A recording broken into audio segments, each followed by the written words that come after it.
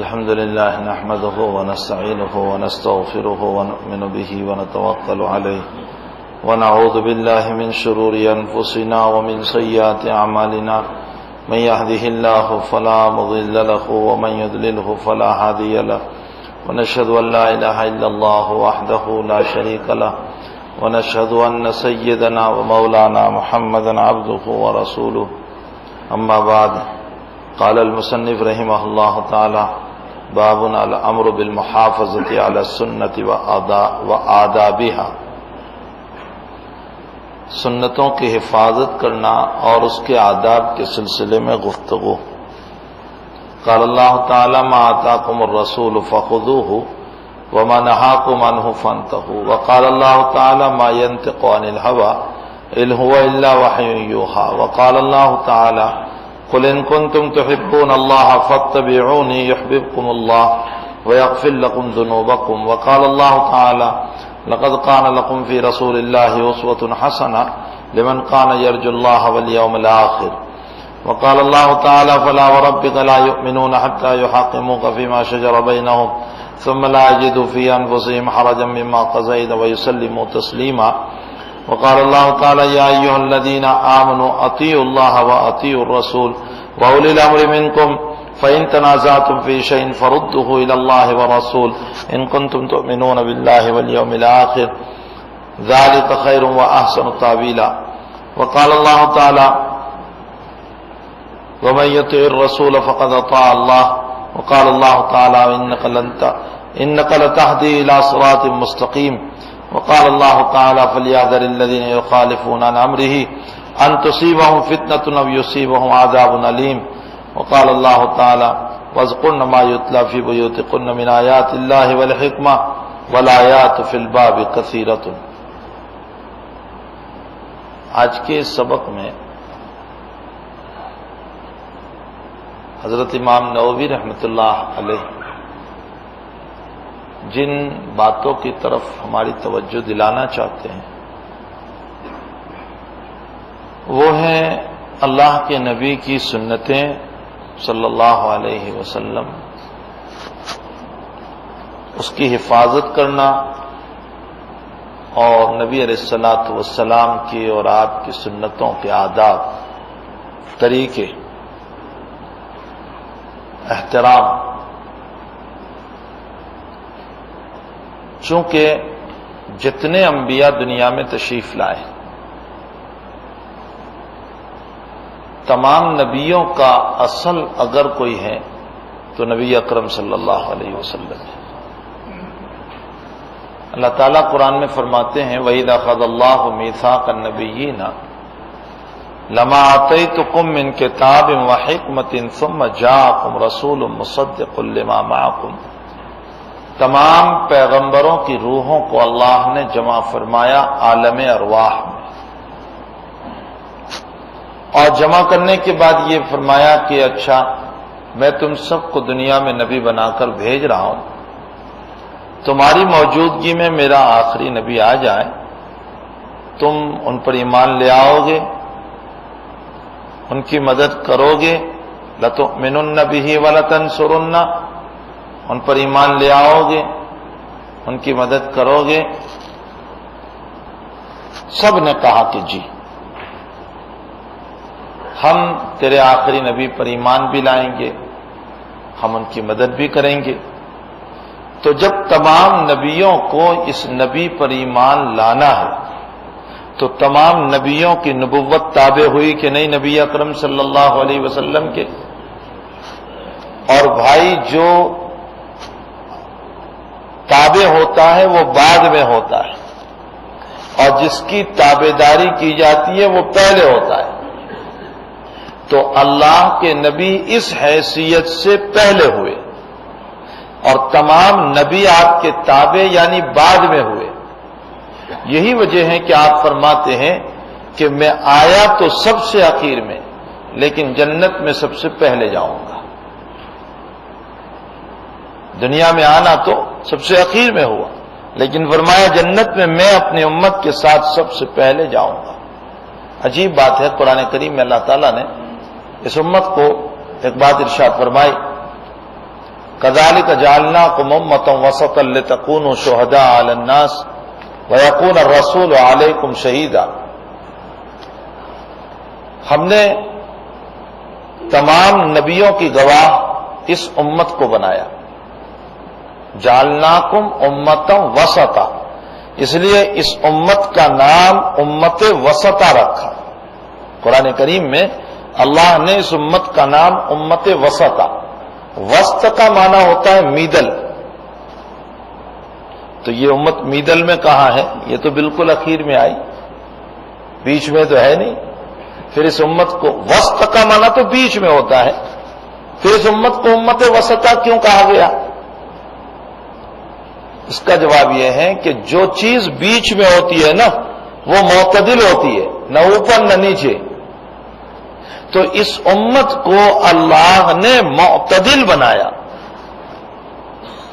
نہ اتنا افراط ہے، نہ اتنا افراط، نہ اتنا افراط کہ اگر کپڑے پر ناپاکی لگ جائیں تو بنی اسرائیل کی طرح کپڑا کاٹنا پڑے، یہ بھی نہیں کہا. نہ اتنا افراط کہ مسجد کے بغیر نمازی نہ ہو، اور نہ اتنی تفریط کہ اتنا نیچے گر جانا کہ کوئی ایک تھپڑ مارے تو اس کا جواب نہ دو، دوسرا گال بھی سامنے کر دو. ایسی بھی تفریط نہیں. افراط یعنی حد سے بڑھ جانا. اتنا بھی زیادہ ہمیں سخت نہیں کہ مسجد کے بغیر نماز نہیں ہوتی، کپڑے پر ناپاکی لگ جائے تو کپڑا کاٹنا پڑے گا. یہ افراط، بہت زیادہ سختیاں بنی اسرائیل پر، بہت سختیاں آئی. اور نہ اتنی تفریط، اتنے نیچے اتنے نیچے اتنے نیچے کہ شریعت عیسوی کا ضابطہ یہ تھا کہ ایک کوئی تھپڑ مارے تو دوسرا بھی رخسار کر دو، دوسرا مان لو. بخاری شریف میں روایت ہے عیسیٰ علیہ السلام نے ایک چور کو بلایا، اپنی آنکھوں سے دیکھا چوری کرتے ہوئے. فرمایا تم چوری کی؟ وہ کہنے لگا نہ، اس اللہ کا واسطہ ہے میں نے چوری نہیں کی. حضرت نے فرمایا، عیسیٰ علیہ السلام نے، بخاری شریف کی روایت ہے، نبی اکرم صلی اللہ علیہ وسلم نے بیان فرمایا، فرماتے عیسیٰ علیہ السلام نے یوں فرمایا، اچھا بھائی تم نے اللہ کا نام لے لیا تو میری آنکھیں جھوٹی تم سچے. اتنی بھی تفریط نہیں. ہمیں یہ کہا گیا کہ تم آگے چل کے مت مانو، لیکن یہ بھی نہیں کہ کوئی ماننے آئے تو بیٹھے رہو، یہ بھی نہیں. ڈیفینس کا ہمیں کہا گیا، جس کو کہتے ہیں دفاع کرنا. ڈیفینس ہمیں کہا گیا. ہماری شریعت میں یہ نہیں ہے کہ تم ہاتھ پہ ہاتھ دھر کر بیٹھے رہو، کچھ کرو ہی مت. ہمیں پیش قدمی نہیں کرنا ہے. اسی لیے اب بات آئی تو میں عرض کروں، حضور کے جتنے غزوات ہیں ان تمام غزوات پر نظر کی جائے تو پیش قدمی نہیں ہے، یہ سب ڈیفینسی جواب ہے. مسئلہ سمجھنا. یہ جو مستشرقین جو اشکال کر رہے، اور دو اشکال ان کے سب سے بڑے کہ محمد لڑاکو نمبر 1، اور محمد ہوس پرس، خواہش پرس، اتنی بیویاں رکھنے والا، یہ دو. اس کا اس وقت نہیں ہے. میں ابھی اجمالاً ایک جواب دے دوں، انشاءاللہ جہاں روایت آئے گی وہاں اس پر جواب مفصلاً آئے گا. حقیقت حال یہ ہے کہ جتنے غزوات ہوئے ہیں یہ تمام کے تمام غزوات ڈیفینسی غزوات ہیں. میں آپ کو بتاؤں، اس وقت سب سے پہلے عراق پر پابندی لگی کہ نہیں؟ مالیاتی اعتبار جس کو ہم کہتے ہیں آرتھک، امریکی آرتھک ریتے نے مارو، آرتھک پابندی لگی کہ نہیں؟ اس وقت ایران پر لگ رہی ہے کہ نہیں؟ فلاں اور فلاں کو منع کیا جا رہا ہے کہ نہیں کہ ان سے کانٹیکٹ نہ رکھو، ان سے مال نہ خریدو. آرتھک کبھی کبھی پابندیاں لگانی پڑتی ہے ضرورت کی بنیاد پر. یہ صحیح یا غلط میں اس پر گفتگو نہیں کر رہا ہوں، جو اس وقت لگی ہے یا لگائی گئی میں اس پر یہ تو میں تو ایک ایگزامپل دے رہا ہوں، ایک مثال دے رہا ہوں. اللہ کے حبیب پاک صلی اللہ علیہ وسلم کو یہ پتا تھا کہ مکہ والوں کا مال مسلمانوں کے خلاف اور اسلام کے خلاف استعمال ہوگا، تو اللہ کی طرف سے آپ کو یہ بتایا گیا کہ دو جماعتیں ہیں، آپ جس کی طرف رخ کرنا چاہیں اپنے دفاع کے لیے. ایک جماعت وہ ہے جو سیریا سے مالی تجارت کر کے، اور اس وقت ابو سفیان کو ابن سعد نے لکھا ہے کہ جیسے آج کل سود پہ کاروبار چلتے ہیں نا، اس وقت بھی سود پہ کاروبار چلتے تھے. اور بڑے پیمانے پر سود پہ کاروبار چلتے تھے. کیسے کہ میں نے آپ 100 درہم دیے اور یوں کہوں کہ 125 درہم مجھے واپس کرنا. اچھا آپ 100 درہم کیا کریں گے؟ تو آپ 100 درہم اس آدمی کو دیں گے جو تجارت کے لیے جا رہا ہے کہ میرے پیسے لے جا تھوڑے، تجارت بزنس میں لگا اس کو.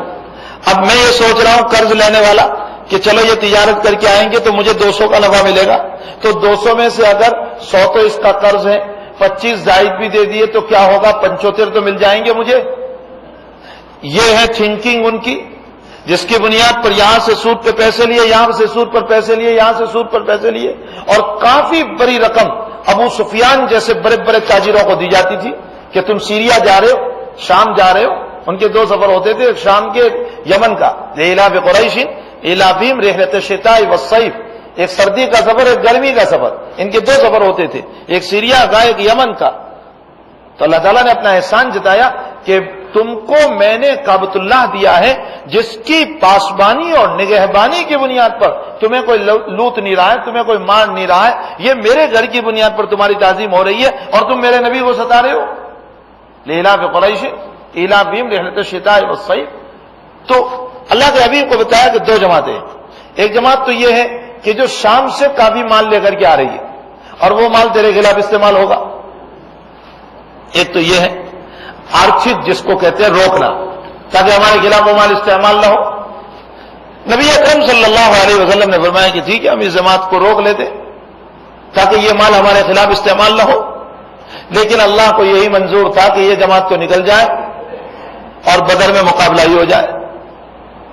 ادھر ابو سفیان نے اطلاع بھیج دی مکہ کہ ہم پھنس گئے. ابو جہل نے بڑا لشکر تیار کر لیا. ابو سفیان کی پھر اطلاع پہنچی کہ آپ فکر نہ کریں، ہم سکون سے نکل آئے ہیں اور ہمارے فکر کی کوئی ضرورت نہیں، ہم نکل آئے. ابو جہل نے کہا کہ جب تیاری کر لی ہے تو اب جا کر رہیں گے، بدر میں جا کر شراب پئیں گے اور ناچنے والیوں کے ساتھ ڈانس کریں گے، اور اگر آ گئے صحابی لوگ یعنی مسلمان تو پھر مقابلہ ہو جائے گا، پھر یہ بھی دیکھ لیں گے. آئے خود آئے ہیں. بدر مکہ سے کافی دور ہے، مدینہ سے قریب ہے. اس سے صاف طور پر پتہ چلتا ہے کہ آنے والا کون ہے. آپ دیکھ لیجئے بدر جو ہے مکہ سے قریباً 320 کلومیٹر ہے اور مدینہ المنورہ سے 150 کلومیٹر ہے. تو کہاں سے کہاں تک آنے والا دور جو آیا ہے یقیناً وہی آیا ہے. اور جب وہ آیا ہے تو ڈیفینس کرنا پڑے گا. یعنی ظاہر سی بات ہے کہ دفاعی مسئلہ پیش آیا. احد میں کون آیا؟ یہی لوگ آیا.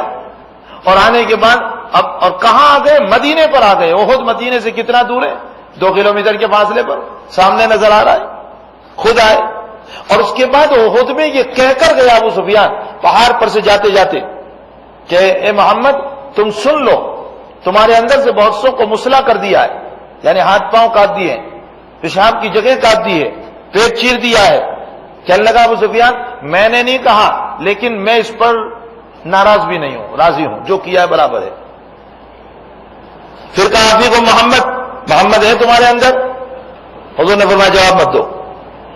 ابیکم ابو بکر ہیں؟ فرمایا جواب مت دو.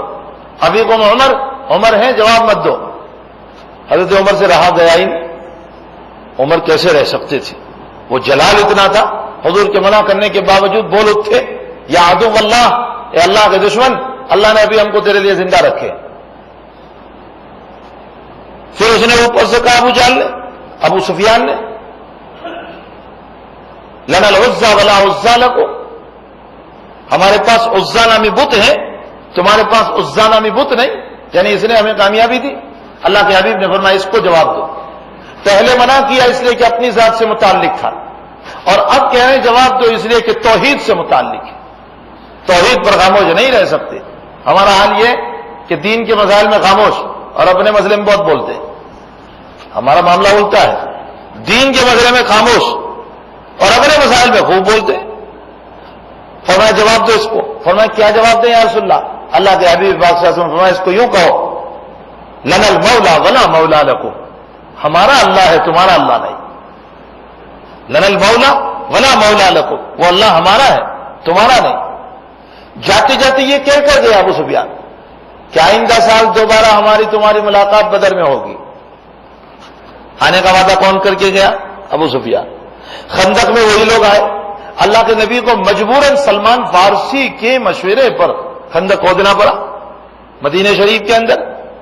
اور مدینہ شریف کے اندر جب یہ آئے ہیں تو یہ آخری موقع. اور اس کے بعد اللہ کے حبیب نے فرمایا اب یہ نہیں آئیں گے ہم جائیں گے. یہ حضور کا معجزہ تھا. آپ نے فرمایا اب یہ نہیں آئیں گے اب ہم جائیں گے مکے. ایسا ہی ہوا. سن 5 میں خندق ہوا. سن 6 میں اللہ کے حبیب عمرے کے لیے چلے. آپ کو روک دیا گیا کہ آئندہ سالانہ صلح ہو گئی اہل مکہ کے ساتھ اور جو شرائط طے ہوئے اور ان شرائط کے مطابق اگلے سال اللہ کے نبی تشریف لے گئے سن ہجری 7 میں. 3 دن پورے ہوئے. مکہ والوں نے علی سے فرمایا کہ تمہارے نبی کو کہو نکل جائے ٹائم پورا ہو گیا وقت پورا. اللہ کے نبی شرط کے اتنے پابند 3 دن پورے ہو گئے حضرت فوراً نکل گئے. یہ نہیں کہ میرا مکہ ہے کعبہ ہے میں کیسے جوڑ کر جاؤں. نہیں شرط اپنی جگہ. آقا صلی اللہ علیہ وسلم نے اپنی امت کو وہ ڈسپلن سکھایا ہے وہ اخلاق سکھائے وہ کیریکٹر سکھائے کہ خدا پاک کی قسم اگر یہ امت ان کیریکٹر کو اپنا لے تو غیر قدموں میں نہیں پڑیں گے ایمان میں داخل ہو کر جنت میں آ جائیں گے. لیکن افسوس اس بات کا ہے کہ ہمارے پاس وہ ڈسپلن نہیں وہ اخلاق نہیں وہ کیریکٹر نہیں. اللہ کے حبیب کو جیسے علی نے فرمایا کہ یا رسول اللہ ان کا کہنا ہے 3 دن پورے ہو گئے نکلنا ہے. فرمایا نکل جاؤ. آقا نکل گئے وہاں سے. اور سن ہجری 8 کے اندر شرط ٹوٹی. مکہ والوں ہی نے توڑی. اور شرط کے ٹوٹنے کے بعد اب ابو سفیان مکے میں آ کر کے سب سے پہلے اپنی بیٹی ام حبیبہ کے پاس گئے. ام حبیبہ سے کہا کہ بیٹی وہ شرط ہم سے ٹوٹ گئی ہے اور ہم نے سنا ہے کہ اب محمد شرط کے ٹوٹنے کی بنیاد پر مکے کا رخ کر رہا ہے تو ذرا سمجھاؤ اپنے شوہر کو. فرمایا میں نہیں سمجھا سکتی. یہی وہ واقعہ ہوا تھا کہ ابو سفیان بستر پر آ کر کے بیٹھے تو ام حبیبہ نے بستر کو لپیٹ لیا اور فرمایا ابا جی آپ میرے باپ ہو لیکن جہاں تک ایمان نہیں ہے یہ وہ مبارک بستر ہے کہ جہاں نبی علیہ الصلوۃ والسلام تشریف فرما ہوتے ہیں آپ نہیں بیٹھ سکتے ہیں اس کفر کے ساتھ. نہیں بیٹھنے دیا. بیٹی ہے نہیں بیٹھنے دیا. عبداللہ ابن عمر کے بیٹے کنکریوں سے کھیل رہے تھے. عبداللہ ابن عمر نے حدیث بیان کی بیٹے اللہ کے نبی نے منع فرمایا کنکریوں سے نہ کھیلو کسی کی آنکھ میں لگ جائے گا کسی کی آنکھ پھک جائے گی نفع کچھ نہیں نقصان ہوگا. تو بیٹا کہنے لگا اتنی کنکری میں کیا ہو جائے گا. فرمایا میں حدیث بیان کرتا ہوں اور تو اشکال کر رہا ہے. زندگی بھر قطع تعلق کا اعلان کر دیا. نبی کے ایک حدیث کے خلاف بولنے پر زندگی بھر قطع تعلق کر لیا. حضرت عبداللہ ابن زبیر رضی اللہ تعالیٰ نے فرمایا کہ میری خالہ حضرت عائشہ رضی اللہ تعالیٰ نے سخاوت بہت کرتی ہے بہت سخاوت کرتی ہے. ذرا پابندی لگانا چاہیے روکنا چاہیے. اتنی ساری سخاوت کر کے مال سب نکال رہی ہے. حضرت عائشہ کو پتا چلا قسم کھا لی میں قیامت تک اس سے موت تک اس سے نہیں بولوں گی. یہ کون روکنے والا مجھے آ گیا. اب عبداللہ ابن زبیر کے لیے دروازہ بند ہو گیا خالہ جان کا. ام المؤمنین روضہ محترمہ رضی اللہ تعالیٰ عنہ کا دروازہ بند ہو گیا. تو حضرت عبداللہ ابن زبیر نے عبد الرحمن ابن عبد یغوث اور دوسرے ایک صحابی ان دونوں کو لیا اور فرمایا تم آگے آگے چلو اور خالہ جان کے دروازے پر جا کر کے اجازت مانگو کہ ہم آپ کے مکان میں آنا چاہتے ہیں. جب وہ کہے گی کہ آ جاؤ تو تم بول دینا ہم سب آ جائیں اقلنا ہم سب آ جائیں. فرمایا ہاں سب آ جاؤ. جب سب کہیں گے تو مجھے بھی اجازت مل جائے گی. تم بتائیے مت کہ میں بھی ساتھ ہوں. فرمایا اچھی بات ہے. گئے یہ دونوں آگے آگے اجازت مانگی. فرمایا آ جاؤ. فرمایا کہ ہم سب آ جائیں جتنے. فرمایا سب آ جاؤ. حضرت عائشہ کو کیا پتا کہ عبداللہ ابن زبیر بھی ہے. فرمایا سب آ جاؤ. دروازہ کھول کر حضرت عائشہ پسے پردہ چلی گئی اور یہ دونوں صحابی آگے بیٹھ گئے. عبداللہ ابن زبیر تو تھے ہی بانجے پردہ ہٹا کر پیچھے اور پیچھے جا کر خالہ سے لپٹ پڑے اور خوب رونے لگے. بالآخر عبداللہ ابن زبیر اللہ حضرت عائشہ کو بولنا ہی پڑا اور اپنی قسم توڑی. اس قسم کے بدلے میں حضرت عائشہ نے 40 غلام آزاد کیے. کتنے 40. حالانکہ ایک غلام کفارہ ہو جاتا ہے. ایک غلام قرآن نے ایک غلام کا ہے. 40 غلام آزاد کیے اور مرنے سے پہلے یہ کہہ کر جا رہی ہے کہ میں نے اللہ کے نام کی قسم کھائی تھی اور اس کی بے حرمتی کی کہیں اللہ میری پکڑ نہ کر لے. کیا خوف تھا ان لوگوں پر. یعنی کتنے اللہ سے وہ ڈرنے والے تھے. 40 غلام آزاد کیے. ایک نہیں 40 غلام اور پھر بھی ڈر رہی ہے کہ اللہ میری پکڑ نہ فرما لے. یا حضرت عائشہ رضی اللہ تعالیٰ حضرت عمران ابن حسین رضی اللہ تعالیٰ نے بیان فرمایا کہ جس کے پاس حیا ہوتی ہے تو حیا کی بنیاد پر وقار آتا ہے. حیا نبی کی سنت ہے. حیا نبی کی عادت ہے. حیا نبی کی طبیعت ہے. تو عبداللہ ابن عمرو بن العاص رضی اللہ تعالیٰ عنہ وہیں بیٹھے ہوئے تھے. فرمایا ہاں میں نے حکمت کی کتابوں میں بھی اسی طرح پڑھا ہے کہ حیا سے وقار پیدا ہوتا ہے. حضرت عمران ابن حسین نے فرمایا میں میرے نبی کی باتیں پیش کرتا ہوں اور تو حکمت کی باتیں سامنے لا رہا ہے. فرمایا میں تجھ سے قطع تعلق کرتا ہوں. میرے نبی کے مقابلے میں حکمت کی باتیں کیا ہوا کرتی ہے؟ آج ہمارا حال یہ ہو گیا، معاف فرمائیں کیا کہتے ہیں، ہاں فلاں انگریز نے بھی ایسا ہی کہا ہے. ارے میرے نبی کی تائید کے لیے کسی انگریز کی ضرورت نہیں ہے. میرے نبی کی تائید کے لیے جس کی تائید ساری کائنات کا مالک کر رہا ہو اس کو ایرے غیرے انگریز کی تائید کی ضرورت پڑے گی؟ ہمارے مفتی محمود الحسن صاحب رحمۃ اللہ علیہ کے بعد کسی نے جملہ فرمایا حضرت ایک صاحب نے، لوگ عام طور پر یہ بات پیش کرتے ہیں، ذرا غور سے سنیں. ایک صاحب نے آ کر کے کہا حضرت ایک انگریز نے بہت اچھی بات کہی اسلام کے متعلق. فرمایا کیا کہا؟ فرمایا اسلام بہت اچھا مذہب ہے لیکن مسلمان بہت خراب ہے، اس کے ماننے والے بہت خراب ہیں. بہت اچھی بات کہی اس نے. حضرت نے فرمایا غلط کہا اس نے. مفتی صاحب تھے، حاضر جوابی تو حضرت مفتی صاحب کی بہت مشہور تھی. حضرت مفتی محمود الحسن صاحب رحمۃ اللہ علیہ کی حاضر جوابی اللہ تعالیٰ نے وہ علم دیا تھا. تو فرمایا بہت غلط کہا اس نے. فرمایا کیا غلط کہا حضرت؟ فرمایا وہ تو حقیقت میں اسلام ہی کی برائی کرنا چاہتا ہے لیکن ڈائریکٹ نہیں کر سکتا تھا. تو پہلے ذرا اسلام کی تعریف کر کے ذہنی رشوت دی. رشوت دو طرح کی ہوتی ہے، ایک پیسوں کی رشوت اور ایک ذہن کی رشوت. ذرا خوش کر دیتے ہیں، جیسے ہماری تعریف کر کے کوئی خوش کر کے کہتا ہے میرا فلاں کام ہے میں آیا ہوں اس کے لیے. اب پہلے آپ کی تعریف کی ہے تو کچھ نہ کچھ دے ہی دیں گے. یہ ہے ذہنی رشوت. فرمایا اس نے اسلام کی تعریف کر کے تمہیں ذہنی رشوت دے کر خوش کر دیا تاکہ اب آگے کچھ بولو نہیں. اس کے بعد دوسرے جملے میں کہ مسلمان بہت خراب ہیں اس میں اسلام کی برائی کر دی، اس لیے کہ مسلمان اسلام ہی کی بنیاد پر خراب ہوا تو حقیقت میں وہ اسلام ہی کی برائی کرنا چاہتا ہے. اور ہم اس کو بہت خوشی سے پیش کرتے کہ اس نے بہت اچھی بات کہی اسلام کے سلسلے میں. ارے اس نے تو ذہنی رشوت دے کر ہمیں خاموش کر دیا اور اسلام کی برائی کر دی اس نے. تو اللہ کے حبیب پاک صلی اللہ علیہ وسلم کے حضرات صحابہ کا اعمال اور آپ کی زندگی کے وہ کہ نبی کی ایک بات کے مقابلے میں کسی کو برداشت نہیں کر دیتے. عبد الرحمن ابن ابی بکر یا محمد ابن ابی بکر دونوں بیٹوں میں سے ایک بیٹے صدیق اکبر سے فرماتے ہیں ابا جی بدر کے میدان میں آپ بالکل سامنے تھے، بالکل سامنے تھے. جی میں آ رہا تھا مارو، اس لیے کہ یہ کفر کے میدان میں تھے، ابو بکر اسلام کے میدان. تو میں جی میں آ رہا تھا مارو، لیکن پیدری اور باپ کی شفقت و محبت کی بنیاد پر میں نے نہیں مارا. تو ابو بکر کا جواب سنیے. فرمایا بیٹے میں نے تجھ کو نہیں دیکھا تھا ورنہ بیٹے کی محبت مجھ کو میرے نبی کی محبت کے مقابلے میں نہیں روک سکتی تھی، میں مار دیتا. میرے بیٹے کی محبت ہونا میرے نبی کی محبت کے مقابلے میں مجھے نہیں روک سکتا تھا. اسی لیے تو حضرت عبداللہ ابن زید ابن عبد ربہ رضی اللہ تعالیٰ جو صحابی رسول ہے اور جنہوں نے یہ اذان دیکھی تھی، یہ جو اذان ہے نا ہماری، یہ عبداللہ ابن زید ابن عبد ربہ رضی اللہ تعالیٰ عنہ نے دیکھی تھی. اور میں اس پر کسی مجلس میں پہلے کہہ چکا ہوں کہ اللہ کے حبیب نے ایک میٹنگ بلائی مدینہ شریف میں آنے کے بعد کہ بھئی لوگوں کو نماز کے لیے کیسے جمع کیا جائے، جماعت کے لیے کیسے بلایا جائے. تو کسی نے فرمایا کہ ناقوس بجایا جائے، جس کو ہم دھتورا کہتے ہیں، ناقوس. تو اللہ کے حبیب نے فرمایا کہ نہ، یہ تو نصارہ کا طریقہ ہے. فرمایا کھوکھلے بانس پر لکڑی مار کر کے آواز کیا جائے، فرمایا یہودیوں کا طریقہ ہے. فرمایا آگ جلا دی جائے، اللہ کے حبیب نے فرمایا مجوسیوں کا طریقہ ہے. فرمایا جھنڈا لگا دیا جائے، فرمایا لوگ ہر وقت کہاں جھنڈے کو دیکھیں گے. حضرت عمر نے فرمایا کہ گلیوں میں نماز کے وقت میں اعلان کیا جائے الصلاۃ الصلاۃ تاکہ لوگ جماعت میں آ جائے. فرمایا کہ اعلان کرنے والا اس ناکے سے اس ناکے کب پہنچے گا، کتنا انتظار کرنا پڑے گا. کوئی بات سمجھ میں نہیں آ رہی تھی کہ جماعت کے لیے جمع کیسے کرے.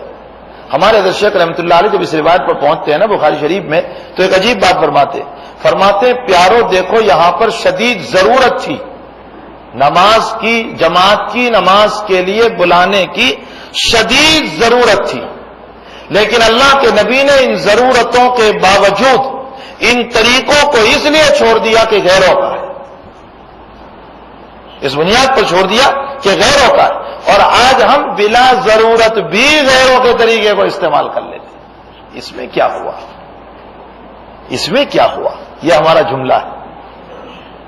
وہاں ضرورت شدیدہ تھی، شدید مجبوری تھی، پھر بھی نبی نے فرمایا نہ یہ غیروں کا طریقہ ہے میں نہیں اپناؤں گا.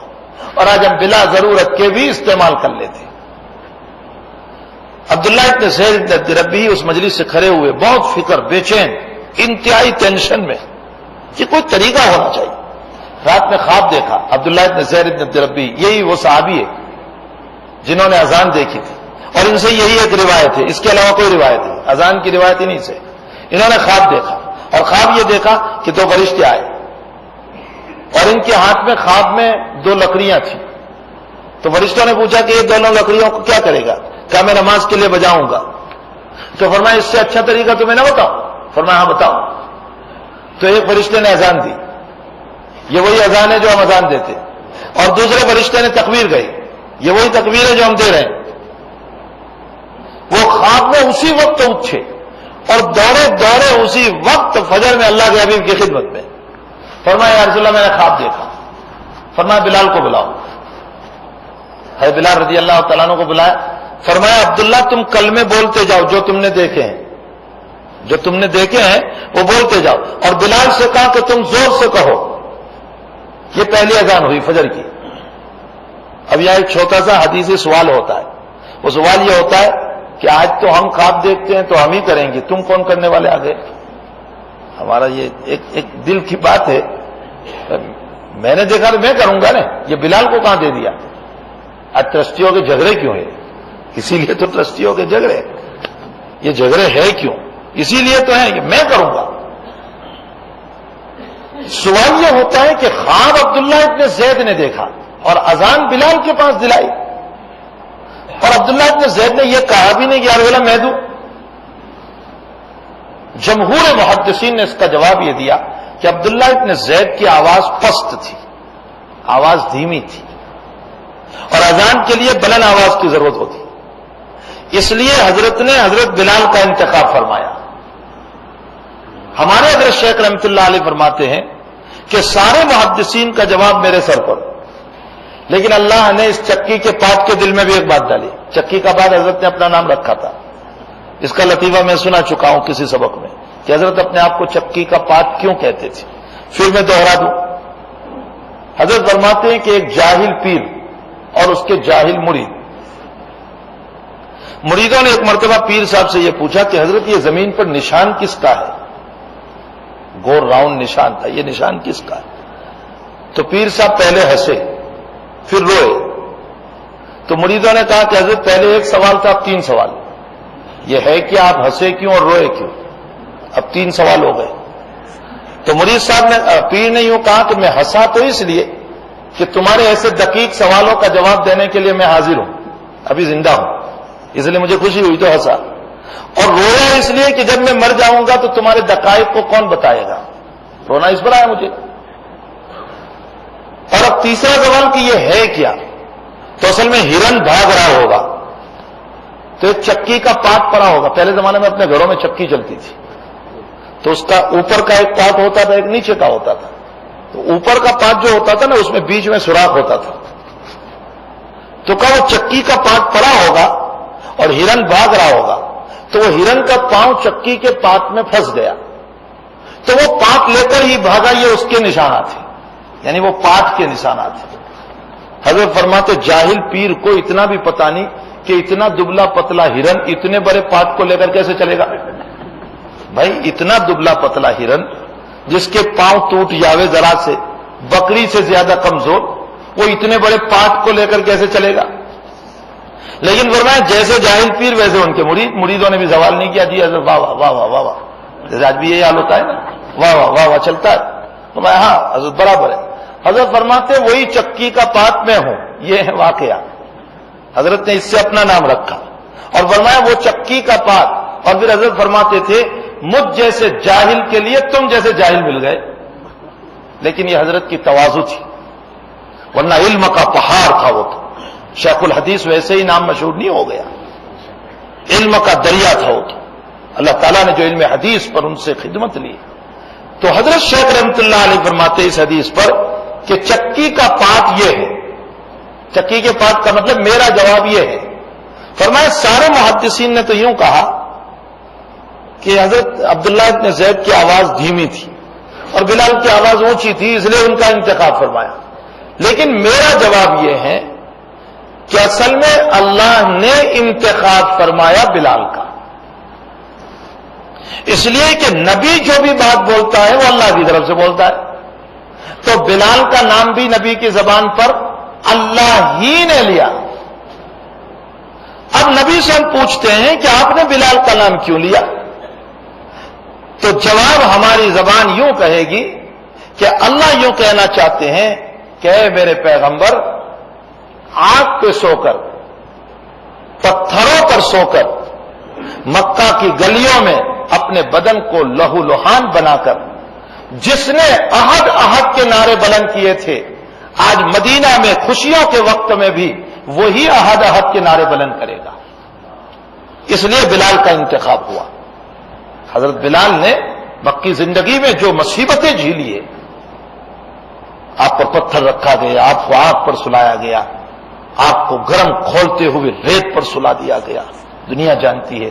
آج 50 ڈگری ابھی چل رہی ہے وہاں گرمی، ٹھیک ہے، حرم میں سے نکلنے کا من نہیں ہوتا، گرمی اتنی ہے، نہ روم پہ جاوے تو حرم میں جانے کا من نہیں ہوتا، اتنی گرمی ہے۔ 50 ڈگری گرمی پر آج ہم یہ کہہ رہے ہیں، آپ اندازہ لگائیں کہ 55 اور 60 ڈگری گرمی، اور پھر ریت تپا ہوا، اور پھر چاروں طرف آگ کا رکھنا، اور بیچ میں پتھر اوپر سے رکھ دینا، اندازہ لگائیں بلال کی تکلیفوں کا کیا عالم ہوگا۔ لیکن اس کے باوجود بلال نے عہد عہد کے نعرے کو نہیں چھوڑا، فرمایا کہ تیرے بلال نے مکہ میں غمیوں میں عہد کو نہیں چھوڑا، تو آج خوشیوں میں بھی یہی میرا بلال عہد کے نعرے کو بلند کرے گا۔ حضرت شیخ فرماتے اس لیے بلال کا انتخاب ہوا، اور اسے ایک عجیب نکتہ حضرت نے نکالا، فرمایا جو مصیبتوں میں اللہ کو پکارتا ہے، خوشیوں میں اللہ اسے یاد کرتا ہے۔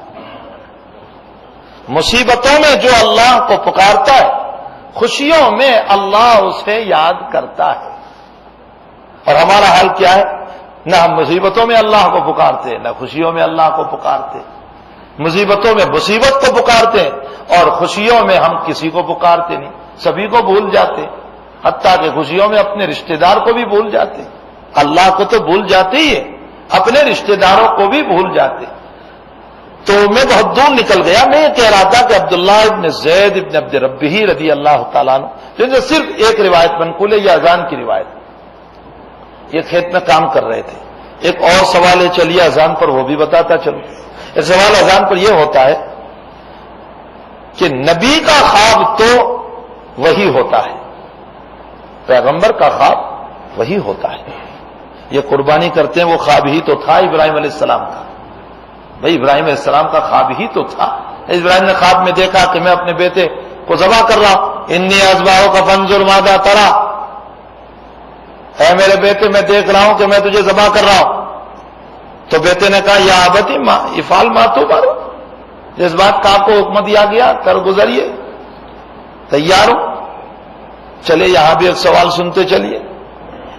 سوال یہ ہوتا ہے کہ اسماعیل والسلام کو ابراہیم السلام نے ذبح کہاں کیا، تو پھر خواب پورا کہاں ہوا؟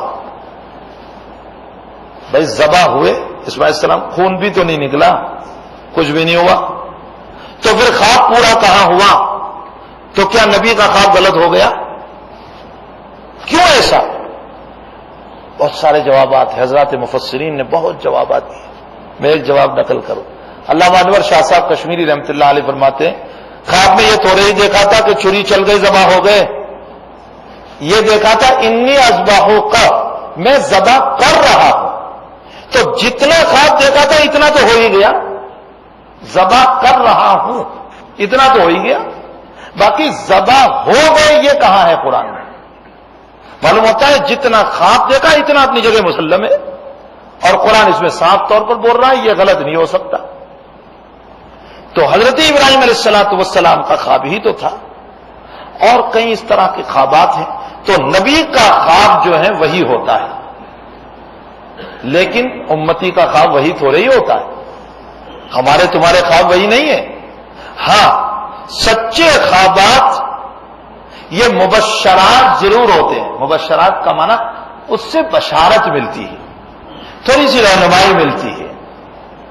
کبھی کالا ناگ دیکھ لیا تو سمجھو کہ کوئی دشمن ہے، اگر ہم پر حملہ کر رہا ہے تو سمجھو کہ کوئی دشمن حملہ کر رہا ہے، اگر ناگ نے پیچھے سے کاٹ لیا تو سمجھو کہ دشمن خفیہ طور پر سازش کر رہا ہے۔ کسی نے دیکھا کہ میں دودھ پی رہا ہوں تو اللہ تعالیٰ علم عطا کرے گا، کسی نے دیکھا خوبصورت محل میں اترا ہوں اور وہ غیر شادی شدہ ہے تو اللہ خوبصورت عورت عطا کرے گا، اور اگر اس نے دیکھا کہ میں ہواؤں میں اڑ رہا ہوں تو اللہ تعالیٰ اس کو سفر نصیب کرے گا، کسی نے کعبۃ اللہ کو دیکھ لیا اللہ اس کو حج نصیب کرے گا۔ بھائی جیسا خواب ہوتا ہے نا ویسے اس کی تعبیر دی جاتی ہے۔ تو مبشرات ضرور ہے لیکن وہی نہیں ہو سکتا، ہمارے خوابات وہی نہیں۔ تو عبداللہ ابن زید ابن عبد ربہ بھی تو امتی ہے، نبی تو رہی ہے، جب نبی نہیں تو پھر آپ کے خواب پر نبی علیہ السلام نے اتنی بڑی اذان کے مسئلے پر عمل کیسے کر لیا؟ کچھ سوال بھی سمجھ میں آیا؟ اتنے بڑے اذان کے مسئلے پر ایک صحابی کا خواب ہے، اس پر اتنا بڑا مسئلہ اللہ کے نبی نے کیسے بیان کر دیا؟ اس کا جواب حضرات محدثین نے یہ دیا ہے کہ عبداللہ ابن زید ابن عبد ربہ جب اس خواب کو لے کر آئے تو اللہ کے نبی علیہ الصلوۃ والسلام کے دماغ سے اوجھل کرا دی گئی تھی اس اذان کو، حالانکہ معراج میں نماز کے ساتھ اذان بھی دی گئی تھی۔ آپ کو معراج میں نماز کے ساتھ اذان بھی دی گئی تھی، لیکن وہ اذان دماغ سے اوجھل ہو گئی تھی، اور اوجھل ہو جانے میں حکمتیں تھی تاکہ امت کا بھی حصہ لگ جائے تلاش کرنے میں، طریقے کو تلاش کرنے میں۔ اور جیسے ہی عبداللہ ابن زید نے بیان کیا اللہ کے نبی کو معراج والی اذان یاد آ گئی۔ معلوم ہوتا ہے نبی نے خواب پر فیصلہ نہیں فرمایا، اپنے کو جو اللہ نے اذان دی تھی اس پر فیصلہ فرمایا ہے۔ ہاں یہ خواب تائید ہو گئی، خواب جو ہے نا وہ تائید ہو گئی۔ تو عبداللہ ابن زید ابن عبد ربہ رضی اللہ تعالیٰ عنہ کھیت میں کام کر رہے تھے، اور اللہ کے حبیب پاک صلی اللہ علیہ وسلم کو یہ پتا چلا، عبداللہ ابن زید کو یہ پتا چلا کہ نبی علیہ السلام کا انتقال ہو گیا، دنیا سے رخصت ہو گئی۔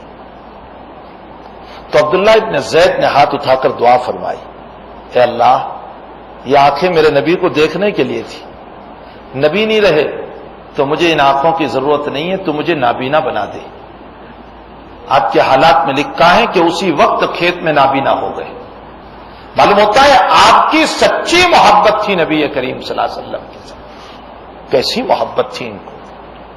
اللہ کے لاکھوں سلام نازل ہو ان صحابہ کرام پر، اور آج کا چھوٹا سا بچہ کھڑا ہو کر یا ذرا سا دو چار کتابوں کا پڑھنے والا کھڑا ہو کر ان محفوظ صحابہ کرام پر جنہوں نے اپنی زندگی کو نچھاور کر دی تھی نبی کریم صلی اللہ علیہ وسلم کے لیے، آج ان پر اشکالات کر رہے ہیں، ان پر سوالات کر رہے ہیں۔ صدیق اکبر رضی اللہ تعالیٰ عنہ سے متعلق بخاری شریف میں روایت ہے، صریح طور پر فرمایا میں نے پوری امت کا حق ادا کر دیا لیکن میرے ابو بکر کا میں حق ادا نہیں کر سکا، اس کا حق تو اللہ ہی ادا کرے گا۔ اس ابو بکر پر تنقید۔ عمر سے متعلق فرمایا عمر تم جس راستے سے گزرتے ہو شیطان بھی اس راستے پر نہیں آتا۔ اور ساتھ ساتھ عمر رضی اللہ تعالیٰ عنہ کے متعلق اللہ کے حبیب پاک صلی اللہ علیہ وسلم نے ایک مرتبہ بنی اسرائیل کا واقعہ بیان فرمایا کہ ایک آدمی بیل پر سوار ہو گیا، بخاری شریف کی روایت، بیل پر سوار ہو تو اللہ نے بیل کو بولنے کی طاقت دی۔ بیل نے یوں کہا کہ میں ہل جوتنے کے لیے ہوں، تیری سواری کے لیے نہیں ہوں، میں تو ہل جوتنے کے لیے ہوں، تیری سواری کے لیے نہیں۔ اس بیل کے بولنے کو نبی نے بیان فرمایا، اور بیان کرنے کے بعد فرمایا میرا بھی ایمان ہے کہ بیل بول سکتا ہے، میرے ابو بکر کا بھی ایمان ہے، میرے عمر کا بھی ایمان ہے۔ حالانکہ ابو بکر عمر وہاں تھے ہی نہیں۔ حضرات محدثین فرماتے ہیں کہ کیا بات ہے ابو بکر و عمر کا نام لیا؟ حافظ ابن حجر اسقلانی رحمۃ اللہ علیہ اس پر جواب دیتے کہ اصل میں نبی کو ابو بکر و عمر سے اتنی محبت تھی کہ جب بھی کوئی بات ہوتی یہ لوگ زبان پر آ ہی جاتے تھے۔ میرا بھی ایمان ابو بکر و عمر کا بھی ایمان، میں بھی ہوں، میرا ابو بکر میرا عمر بھی ہے۔ پہاڑ پر چلے، پہاڑ ہلنے لگا، میں ہوں، میرا صدیق ہے، میرا شہید ہے۔ کوئی جگہ ایسی نہیں کہ جہاں ابو بکر و عمر کے تذکرے نہ ہو، اس لیے کہ اللہ کے نبی کو ان سے محبت ہی ایسی. اسی لیے آپ دیکھیے کہ جو اللہ کے رسول صلی اللہ علیہ وسلم نے فرمایا میرے 4 وزیر ہیں، 2 دنیا کے 2 آخرت کے. دنیا کے 2 وزیر ابو بکر و عمر ہیں اور آخرت کے 2 وزیر جبریل اور میکائیل ہیں. اللہ کے حبیب پاک صلی اللہ علیہ وسلم نے جن کو اپنا وزیر قرار دیا، اللہ نے ان دونوں کو آپ کے قدموں میں سونا بھی نصیب فرمایا. یہ مقام ہے ابو بکر و عمر رضی اللہ تعالیٰ عنہ. ہمارے اہل سنت والجماعت کا عقیدہ ہے، امام ابو حنیفہ رحمۃ اللہ علیہ فرماتے ہیں کہ جو شیخین کو افضل نہ سمجھے، شیخین کا معنی ابو بکر و عمر، جو شیخین کو افضل نہ سمجھے اور جو ختنین سے محبت نہ کرے، ختن کا معنی داماد، ختنین کا معنی 2 داماد، ایک عثمان اور ایک علی. فرمایا جو شیخین کو افضل نہ سمجھے اور جو ختنین سے محبت نہ کرے وہ اہل سنت والجماعت میں سے نہیں ہو سکتا ہے. اہل سنت والجماعت کی پہچان بیان فرمائی. تو حضرات صحابہ کو اپنے نبی سے کچھ عجیب سی محبت تھی، اس محبت کا ہم اندازہ کر ہی نہیں سکتے بھائی. حضرت امام نووی رحمۃ اللہ علیہ اسی سنتوں کی محبت، اس کی عظمت، سنتوں کے آداب، سنتوں سے متعلق مسائل اس کتاب میں جو آج کا سبق ہو رہا ہے اس میں ذکر کریں گے. اور اس میں بہت ساری پہلے کچھ آیات ذکر فرمائی جو قرآن کریم میں اللہ تعالیٰ نے اس نبی سے متعلق، اور یہ نبی تو اتنا بڑا نبی ہے، اتنا بڑا نبی ہے کہ اللہ تعالیٰ نے سارے نبیوں کو نام لے کر بلایا لیکن اس نبی کو کبھی نام لے کر نہیں بلایا. ہے کہیں یا محمد؟ کسی ادنا آیت میں بتا دو یا محمد ہو تو. جب بھی بلایا یا ایھا الرسول، یا ایھا النبی. بلکہ اس نبی کا مقام تو اتنا اونچا بیان کر دیا، لا ترفعوا اصواتکم فوق صوت النبی. اس نبی کے اوپر تم اپنی آواز کو بلند نہ کرنا، کہیں ایسا نہ ہو کہ تمہارا ایمان نہ ختم ہو جائے.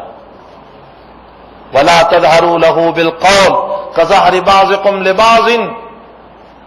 تم میرے نبی کو ایسے نہ بلانا جیسے تم ایک دوسرے کو بلاتے ہوئے زید اے خالد اے بکر، تم ایسے نہ بلانا میرے نبی کو، یا نبی کہہ کر بلاؤ یا رسول کہہ کر بلاؤ. جب میں نام نہیں لیتا تو تم کون نام لینے والے؟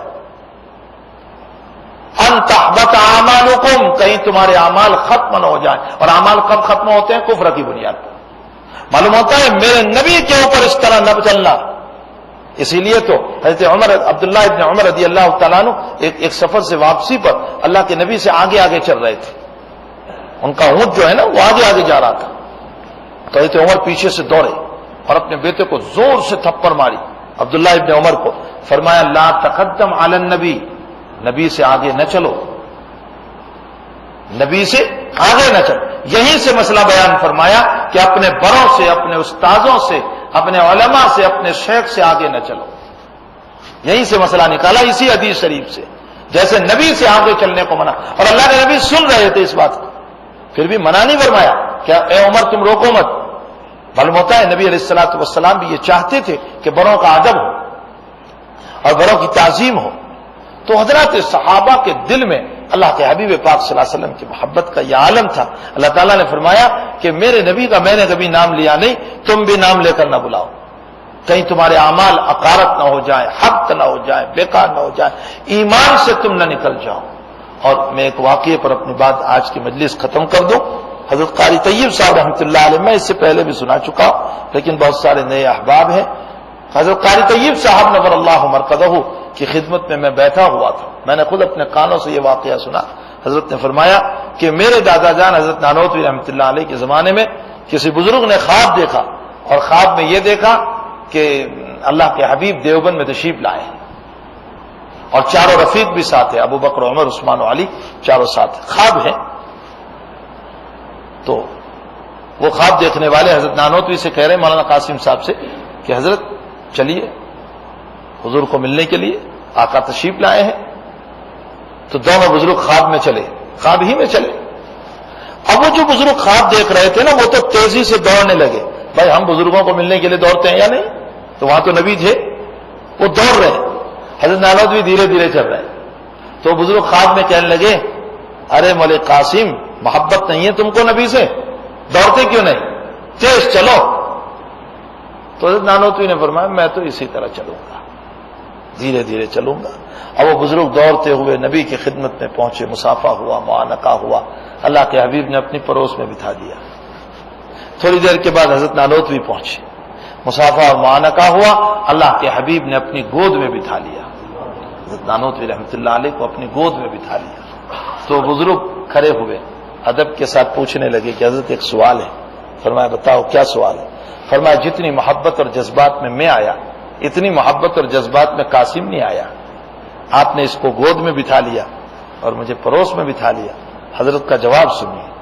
حضرت نبی کریم صلی اللہ علیہ وسلم نے فرمایا کہ میرا قاسم میرے قدم کے نشانات کو ڈھونڈتا ہوا آیا ہے کہ جہاں میرے نبی کے قدم پڑے ہیں میرے قدم پڑ جائیں تاکہ مجھے کچھ برکت مل جائے۔ میں خود اس مجلس میں حاضر تھا، قاری طیب صاحب رحمۃ اللہ علیہ کی، حضرت قاری صاحب کی آنکھوں سے آنسو جاری تھی، اور قاری صاحب نے فرمایا نبی کے قدم پر قاسم نے قدم رکھے تو نبی کی گود نصیب ہو گئی۔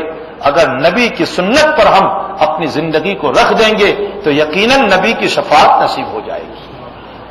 بھائی اپنے آپ کو نبی کے طریقوں پر لاؤ۔ میں بار بار کہتا ہوں داڑھی کا اہتمام کرو، داڑھی رکھو، یہ نبی کی سنت ہے۔ پوری زندگی میں ایک مرتبہ بھی کوئی نبی سے داڑھی کا نکالنا ثابت کر دے، پوری زندگی میں ایک مرتبہ بھی کوئی ثابت کر دے کہ اللہ کے نبی نے 1 گھنٹے کے لیے بھی داڑھی نکالی، کہیں ثابت نہیں۔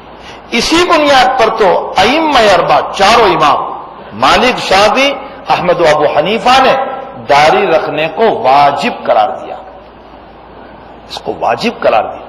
اور آپ جانتے ہیں وجوب کے چھوڑنے کا کتنا بڑا گناہ ہوتا ہے۔ اور بھائی داڑھی نکالنا اگر خوبصورتی ہوتا، آج لوگ داڑھی کیوں نکالتے ہیں؟ خوبصورتی کے لیے۔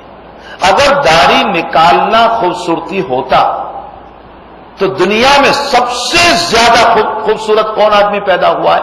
محمد الرسول اللہ صلی اللہ علیہ وسلم۔ آپ سے زیادہ خوبصورت کوئی پیدا نہیں، تمام نبیوں سے زیادہ خوبصورت۔ حضرت یوسف کو جو حسن ملا تھا وہ تو ان کے زمانے میں اللہ نے جتنا حسن دنیا میں اتارا اس میں آدھا یوسف کو دیا اور آدھا اس وقت تک کے سارے لوگوں کو دیا تھا۔ اور میرے نبی کا حسن آدم سے لے کر قیامت تک کے سارے لوگ ایک طرف اور میرے نبی کا حسن ایک طرف۔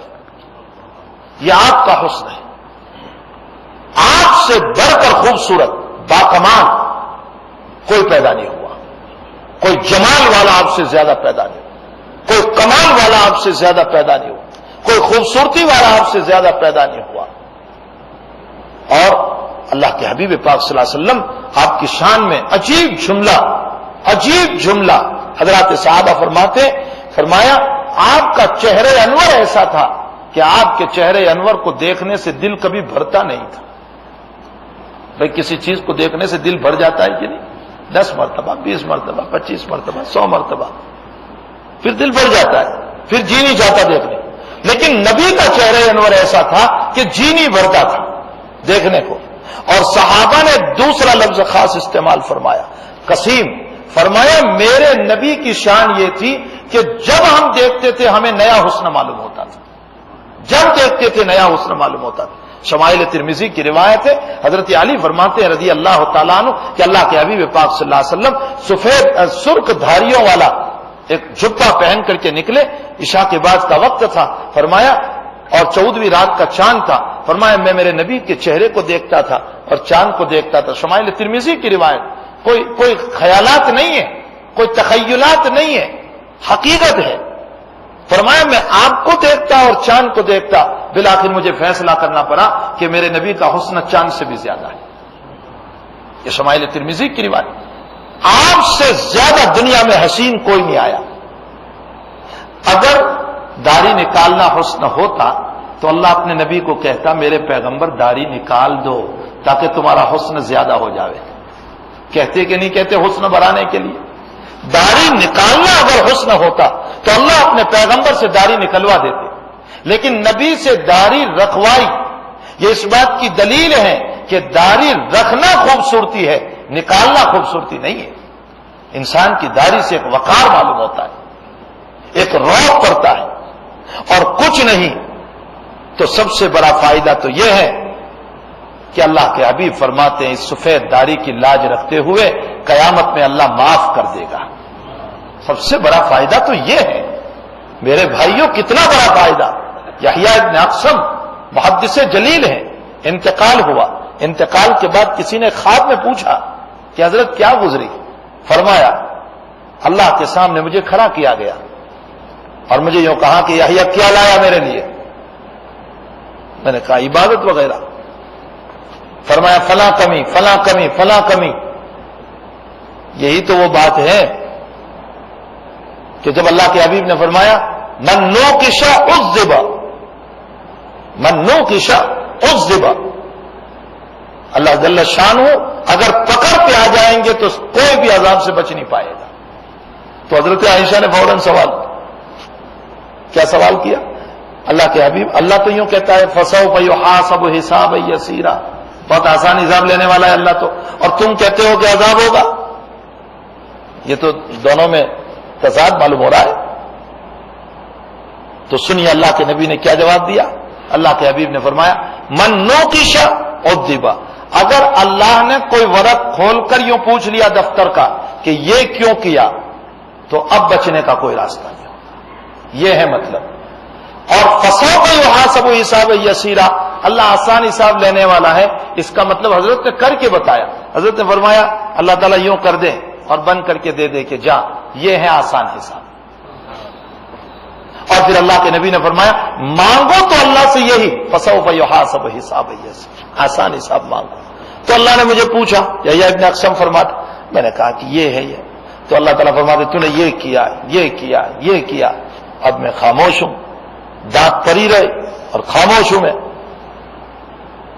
اتنے میں اللہ کی طرف سے سوال ہوا، فرمایا کیا سوچ رہا ہے؟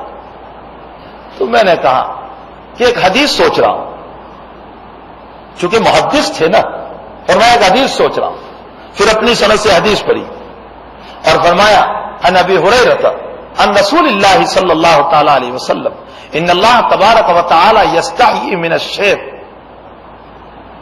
فرمایا میں نے میرے نبی سے سند کے ساتھ یہ بات سنی تھی کہ تو سفید داڑھی سے حیا کرتا ہے۔ اب میں یہ سوچ رہا ہوں کہ میرا نبی سچا ہے یا تو سچا ہے؟ تو دانت دبت کر رہا ہے، اور میرے نبی نے تو بیان کیا ہے کہ سفید داڑھی سے تو حیا کرتا ہے۔ خود یحییٰ ابن اقسم نے خواب میں بیان فرمایا فضحک اللہ تبارک و تعالی، اللہ ہنس پڑا۔ اب اللہ کا ہنسنا اللہ کی شان کے مطابق، ہم نہیں کہہ سکتے کہ اللہ کا ہنسنا کیسا ہوگا۔ محدثین نے لکھا ہے کہ حدیث میں جہاں ہنسنے کا لفظ آیا ہے اس سے مطلب اللہ خوش ہوتا ہے، تو مطلب اللہ خوش ہو کر فرمایا اچھا میرے پیغمبر کی یہ روایت تو مجھے سنا رہا ہے، جا سفید داڑھی ہی کی بدولت میں تجھے معاف کرتا ہوں۔ محدث وقت ہیں، محدث وقت ہیں۔ تو بھائی سب سے بڑا فائدہ تو یہ ہے کہ اللہ اس سے نجات دے گا، سفید داڑھی سے اللہ تعالیٰ حیا فرماتے، اس لیے ہمیں چاہیے کہ اللہ کے نبی کی سنتوں کو اپنی زندگی میں لانے کی کوشش کریں۔ بہت سارے لوگوں نے، بہت سارے بیمار ہیں، میرا ہاسپٹل میں آج جانا ہوا، چونکہ میرے والد صاحب بھی ہاسپٹل میں ہیں، بہت سارے بیچارے وہاں دعاؤں کے لیے درخواست کی ہے، اور کچھ لوگوں کا انتقال ہوا ہے، ان لوگوں نے بھی مرحومین کے لیے دعاؤں کا کہا ہے۔ یہ بھی ایک دعا ہی کے لیے ہے کہ کینسر کے مریض ہیں، ان کی شفا کے لیے دعا کی جائے، مہاویر ہاسپٹل میں ہیں۔ اور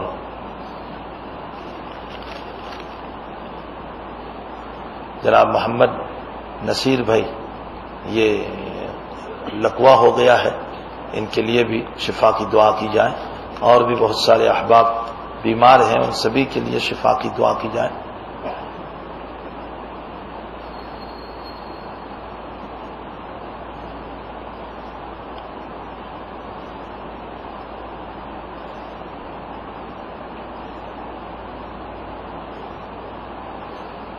سرمے کا جہاں تک مسئلہ ہے، نبی علیہ الصلوۃ والسلام جو سرما استعمال فرماتے تھے وہ تھا اسمدی سرما، اس کا نام ہے اسمد۔ اسمد ایک پتھر ہوتا ہے عرب میں، اور اس پتھر کی خاصیت یہ ہے کہ وہ آنکھوں میں لگانے سے انتہائی درجہ ٹھنڈک ہوتی ہے۔ حدیث شریف میں، بخاری شریف کی روایت ہے کہ آپ اسمدی سرما یعنی اسمد پتھر سے بنا ہوا استعمال کرتے تھے، اور یہ آپ کو پیارا بھی تھا، اور آج بھی اسمودی سرما ملتا ہے، لیکن ایک تو عام دکانوں پر 5-7 ریال میں ملتا ہے، وہ تو ہے ڈپلیکیٹ، وہ اوریجنل نہیں ہے، وہ ڈپلیکیٹ سرما ہے، اور اسمودی لکھ دیا گیا ہے، اس پر حدیث بھی لکھی ہوئی آتی ہے کہ رسول اللہ صلی اللہ علیہ وسلم کو اسمودی سرما پسند تھا۔ لیکن اسمودی سرما جو اصل ہے وہ اصل ہی ہے، اور وہ چھوٹی سی، اتنی چھوٹی سی بوتل مکہ شریف میں ایک دکان ہے وہاں پر ملتی ہے، قریباً اتنی چھوٹی سی بوتل 70-75 ریال کی ملتی ہے، تو یہ مہنگا ملتا ہے، یہ اصلی سرما ہے۔ اور میرا معمول ہے کہ میں اس کو رکھا کرتا ہوں۔ میں اپنا ایک واقعہ بتاؤں۔ گزشتہ سال دارالعلوم کنتھاریا سے میرے پاس ایک حافظ صاحب آئے جن کی بینائی اچانک کمزور ہو گئی تھی، اچانک کمزور ہو گئی، صبح اٹھے تو 50-60% بینائی بلکہ 70% کم ہو گئی۔ وہ ڈاکٹر کے پاس گئے تو ڈاکٹر نے بھی کہا کہ وہ احمد آباد بھی گئے، اور احمد آباد جانے کے بعد بھی کوئی مسئلہ ان کا حل نہیں ہوا۔ وہ میرے پاس آئے، وہ تو آئے تھے اصلاً کچھ تعویذ واویز کے لیے، تو میں نے اصلاً تو وہ آیت بتا دی ان کو قرآن کریم کی کہ اس آیت کو پڑھ کر کے ہر نماز کے بعد اپنی آنکھ پہ دم کر لیا کر، فَكَشَفْنَا عَنْكَ غِطَاءَكَ فَبَصَرُكَ الْيَوْمَ حَدِيدٌ۔ اور میں نے وہ اسمودی سرما دیا، میں نے یہ کہا کہ دیکھو یہ نبی کا پسندیدہ ہے، تم سنت سمجھ کر اس کو استعمال کرو، اللہ ممکن ہے کہ نبی کے صدقے میں اور سنت کی محبت کے صدقے میں ہم کو نجات دے۔ انہوں نے استعمال کیا، قریباً 22 دن 25 دن نہیں گزرے تھے کہ اللہ تعالیٰ نے دوبارہ ان کی بینائی کو لوٹا دیا۔ یہ گزشتہ سال کا واقعہ ہے، اور وہ حافظ صاحب آج بھی موجود ہیں، اور کوئی عمر نہیں ہے ان کی زیادہ، 40 سال کی عمر ہے۔ تو میرے کہنے کا مطلب یہ ہے کہ یہ نبی علیہ السلام کا پسندیدہ سرما ہے، اور جو اس کو سنت سمجھ کر کے استعمال کرے گا تو یقیناً اس کا فائدہ ہے۔ باقی سرما تو کوئی بھی استعمال کر سکتے ہیں، سنت سرما لگانا ہے، لیکن حضور جس سرمے کو استعمال فرماتے تھے وہ اسمس نام کا نہیں تھا بلکہ اسمد نام کا تھا، اور یہ لگانا سنت ہے۔ حضور کے طریقے سنت لگانے کا طریقہ یہ تھا کہ آپ دائیں ہاتھ میں یعنی دائیں آنکھ میں رائٹ میں 2 مرتبہ لگاتے تھے، اور بائیں آنکھ میں 1 مرتبہ لگاتے تھے، تو یہ 3 ہو گیا، طاق عدد ہو گئی۔ کبھی ایسا بھی ہوا کہ 3 اس میں لگا دیا، 3 اس میں لگا دیا، تو بھی طاق عدد ہو گئی۔ تو یہ سنت ہے، ہمارے حضرت کا معمول ہے، آج 77 سال کی عمر ہو گئی لیکن روزانہ رات میں سرما لگانے کا سنت کی نیت سے۔ اور یہی وجہ ہے کہ تلاوت قرآن ہے، یہ نبی کی سنت وغیرہ، 77 سال کی عمر ہو گئی کہ آج تک نمبر بھی کچھ نہیں اور اس کے ساتھ ساتھ موتیا بھی کچھ نہیں۔ تو جو انسان واقعتاً نبی کی سنت کو سنت سمجھ کر عمل کرے گا تو یقیناً فائدہ ہوگا۔ اور دوسرا جو سوال ہے وہ ذرا تھوڑا سا اگلے منگل کو صاف کر کے لکھ دیں تاکہ میری سمجھ میں آ جائے، چونکہ بہت مغلق سوال ہے، تو اگلے منگل کو تھوڑا سا صاف کر کے اس کو لکھ دیں انشاءاللہ۔ اللہ تعالیٰ ہم سب کو عمل کی توفیق عطا فرمائے۔ اللہم صلی علی سیدنا حبیبنا شفیعنا سندنا مولانا، اللہم وفقنا لما تحب وترضى من القول والعمل وجنبنا الفواحش والمعاصی والخطایا والزلل، اللہم آثرنا واغفرنا واصلح لنا شأننا کلہ۔ اللہ ہم سب کے گناہوں کو معاف فرما، ہمارے قصوروں سے درگزر فرما۔ اے اللہ ہمارے گناہوں کی وجہ سے بارش رکی ہوئی ہے، اللہ ہمارے گناہوں کی وجہ سے بارش رکی ہوئی ہے، مولا ہماری وجہ سے بے زبان جانور مرے جا رہے ہیں، اے اللہ دنیا کی مخلوق پریشان ہے، اے اللہ تیرے حبیب پاک صلی اللہ علیہ وسلم سے لوگوں نے درخواست کی تھی، نبی نے منبر پر خطبے کے درمیان دعا کر دی اور تو نے بارش اتار دی تھی۔ میرے مالک ہمارے اندر وہ صلاحیتیں نہیں ہیں لیکن تیرے نبی کے غلام ضرور ہیں، اے اللہ اس غلامی کا واسطہ ہے، آپ رحمت کی بارش عطا فرما دیجیے، آپ رحمت کی بارش عطا فرما دیجیے۔ الہ العالمین حضرت عمر کے دور میں قحط پڑا تو جانتا ہے، عمر نے عباس کا ہاتھ پکڑ کے کہا کہ تیرا نبی حیات تھا تو دعا کرتے تھے، آج تیرے نبی کے چچا کو پکڑ کر کے ہم دعا کر رہے ہیں ان کے صدقے میں بارش کو برسا دے۔ اے اللہ ہم اپنے صحابہ کو پیش